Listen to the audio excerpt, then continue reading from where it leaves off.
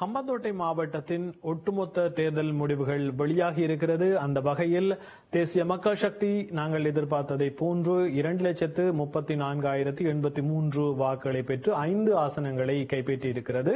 அதேபோன்று ஐக்கிய மக்கள் சக்தி 52,170 வாக்குகளை பெற்று ஒரு ஆசனத்தையும், ஸ்ரீலங்கா பொதுஜன பெரமுன 26,268 வாக்குகளை பெற்று ஒரு ஆசனத்தையும் கைப்பற்றியிருக்கிறது. அதேபோன்று புதிய ஜனநாயக முன்னணி அதாவது 18,297 வாக்குகளை பெற்றிருக்கிறது. ஆனால் அந்த கூட்டணியால் எந்த ஒரு ஆசனத்தையும் கைப்பற்ற முடியவில்லை.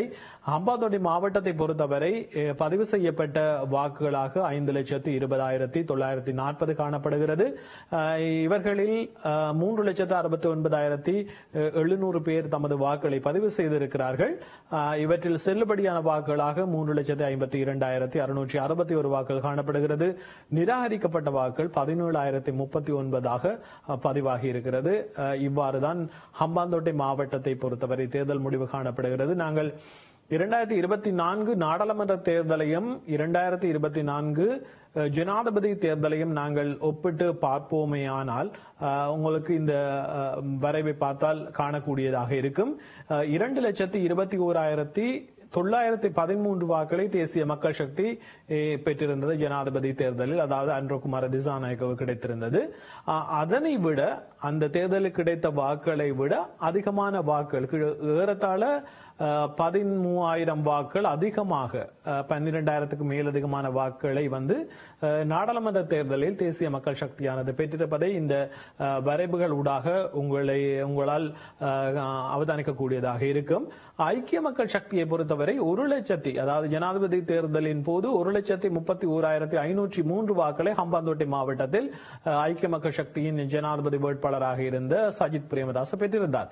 ஆனாலும் கூட இம்முறை நாடாளுமன்ற தேர்தலை பொறுத்து சென்றிருப்பதையும் அல்லது இன்னொரு கட்சிக்கு மாற்றமடைந்து சென்றிருப்பதையும் எங்களால் காணக்கூடியதாக இருக்கிறது. அதேபோன்று சுயாதீன குழு 16 ரணில் விக்ரமசிங்க 33,217 வாக்குகளை ஹம்பாந்தோட்டை மாவட்டத்தில் கடந்த ஜனாதிபதி தேர்தலின் போது பெற்றிருந்தார். இம்முறை பார்த்தால் அவர்களுக்கான வாக்கு என்பது 18,297 குறைவடைந்திருக்கிறது. அதே போன்று ஸ்ரீலங்கா பொதுஜன பெரமுன 26,707 வாக்குகளை பெற்றுக் கொண்டிருந்தது. அந்த கட்சி கிட்டத்தட்ட அவர்களின் வாக்கு வீதத்தை அதே அளவில் தக்க வைத்துக் கொண்டிருக்கிறது. 26,268 வாக்குகள் இம்முறை நாடாளுமன்ற தேர்தலிலும் அந்த கட்சிக்கு கிடைத்திருக்கிறது. இதே போன்று கடந்த 2020ஆம் ஆண்டு இடம்பெற்ற நாடாளுமன்ற தேர்தல், அதாவது நாங்கள் அந்த தேர்தலோடு ஒப்பிட்டு பார்ப்போமே ஆனால் ஸ்ரீலங்கா பொதுஜன பெரமுன 2,80,881 வாக்குகளை பெற்றிருந்தது. அதே போன்றதொரு நிலைமைதான் தற்போது தேசிய மக்கள் சக்திக்கும் அன்னளவாக கிடைத்திருக்கிறது. 2020ஆம் ஆண்டு 6 ஆசனங்களை பொதுஜன பெரமுன பெறுகின்றது. தற்போது நாங்கள் தேசிய மக்கள் சக்தியை பார்த்தால் 5 ஆசனங்கள் பெறப்பட்டிருக்கிறது, 6-5.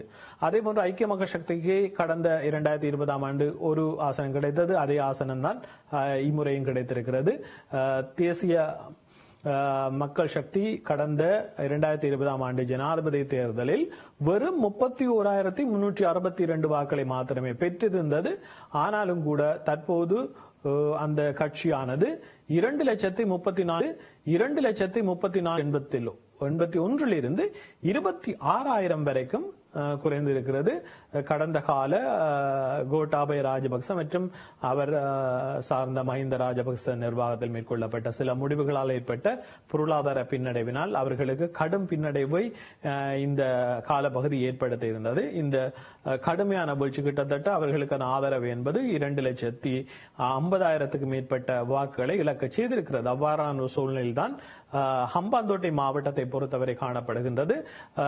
இந்த முடிவுகளுடன் நாங்கள் ஒட்டுமொத்த இலங்கை முடிவுகளின் அடிப்படையில் இதுவரை தேசிய மக்கள் சக்தியானது 16 ஆசனங்களை கைப்பற்றியிருக்கிறது. மொத்தமாக அவர்கள் 25,67,985 வாக்குகளை பெற்றிருக்கிறார்கள். ஐக்கிய மக்கள் சக்தியானது 3 ஆசனங்களை பெற்றிருக்கிறது. அவர்கள் 6,83,520 வாக்குகளை பெற்றிருக்கிறார்கள். புதிய ஜனநாயக கூட்டணியானது முன்னணியானது 2,981 வாக்களை பெற்றிருக்கிறது. எந்த ஒரு ஆசனங்களையும் பெற முடியாது போயிருக்கிறது. ஆனால் ஸ்ரீலங்கா பொதுஜன பெரமுன 2 ஆசனங்களை கைப்பற்றி இருக்கிறது. அந்த பொதுஜன பெரமுனவானது 1,42,070 வாக்குகளை பெற்றிருக்கிறது. இந்த மொத்த வாக்களின் அடிப்படையில் இந்த கூட்டணிக்கு, அதாவது புதிய ஜனநாயக கூட்டணிக்கு அதிகமான வாக்கள் கிடைத்திருந்தாலும் அந்த மாவட்டங்களின் அடிப்படையில் வரும்போது இந்த ஆசனங்களின் இருக்கிறது புதிய ஜனநாயக முன்னணியால் பெற முடியாது போயிருக்கிறது. சர்வஜன அதிகார கணிசமான வாக்களை பெற்றிருக்கிறது, 868 வாக்களையும். அதே போன்று அந்த அடிப்படையில் தேசிய மக்கள் சக்தியானது 17,326 வாக்குகளை பெற்றிருக்கிறது. இதனுடைய வாக்கு சதவீதமானது 79.93% காணப்படுகிறது. ஐக்கிய மக்கள் சக்தியானது 1,600 பொதுஜன பெரமுனவானது 1,003 வாக்குகளை பெற்றிருக்கிறது. இதனுடைய வாக்கு சதவீதமானது 5.97% காணப்படுகிறது. அது மட்டுமல்லாமல் புதிய ஜனநாயக முன்னணியானது 774 வாக்குகளை பெற்றிருக்கிறது. இதனுடைய வாக்கு சதவீதமானப்படுகிறது.